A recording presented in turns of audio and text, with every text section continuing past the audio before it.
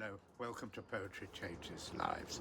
Poetry and history and a thought for the day, all in my one book. And I think this book, this hardcover version, is really nice every time I pick it up. I like the feel of it. It feels like a proper book, the sort of book I would love to be given as a Christmas present. And it's built to last. This book should be referred to every day of the year, ideally. It's a daily book of thoughts and poems. And this book can stand the test of time, I think. Well, on this day in 1954, the French painter Henri Matisse died, aged 84. He'd been part of the Fauvism movement, especially noted for his use of colour.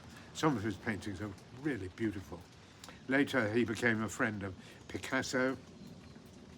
The two men had a profound effect on the evolution of 20th century art, of course.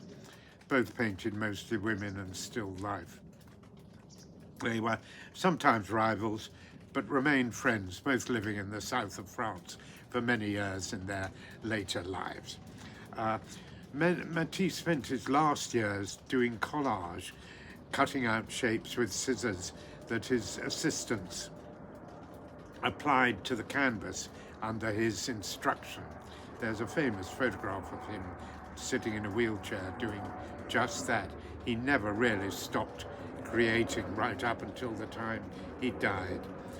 He found collage easier than painting due to the surgery he'd undergone. Matisse famously used poetry for inspiration and energy, saying that poetry is like oxygen. Just as when you leap out of bed, you fill your lungs with fresh air, so you can do the same for your mind with poetry. He used to read each morning poems before starting work in his studio, especially after his treatment for bowel cancer. He might have read this poem I'm going to read. It's by another Frenchman, Paul Valéry, who lived at the same time as Picasso. It's called La Feuille Blanche, which translates as the blank sheet. I like this very much. In fact, I put this in my commonplace book, which is another book I produce, which makes a good Christmas present. I put this poem in the book because a commonplace book is essentially a blank sheet waiting for you to write your favorite poems in. Here it is, the blank sheet. In truth, a blank sheet declares by the void that there is nothing as beautiful as that which does not exist.